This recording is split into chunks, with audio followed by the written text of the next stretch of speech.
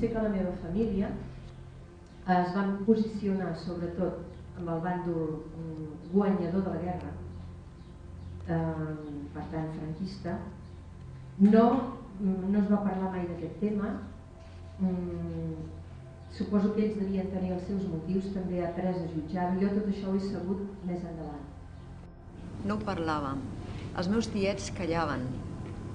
Però algo molt gros va tindre de passar perquè la meva àvia no pogués suportar tot això i la meva àvia es va suïcidar tirant-se al carrilet, que aquí se'n vull.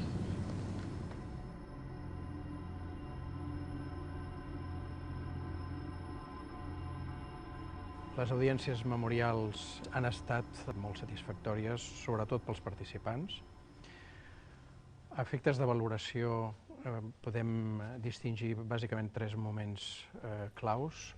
Un és la reunió preparatòria que vam fer amb cada un d'ells i on, amb un ambient confidencial i íntim, cadascun d'ells i elles va poder compartir la seva experiència vital, el seu testimoni. En alguns casos ells mateixos han vingut a dir jo m'he descarregat d'un pes. Per tant, aquesta primera trobada preparatòria ja és reparatòria en els seus termes.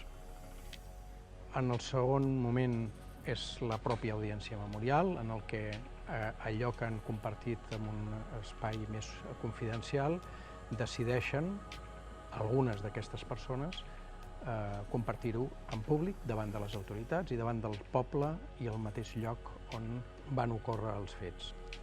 L'audiència memorial no és una conferència que donin els participants, no és un debat entre ells, tampoc és un diàleg entre els propis participants i el públic.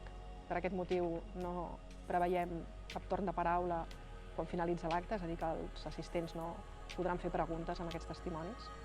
És un testimoni vivencial, és poder superar els fets dramàtics d'un passat que no es va poder transitar adequadament.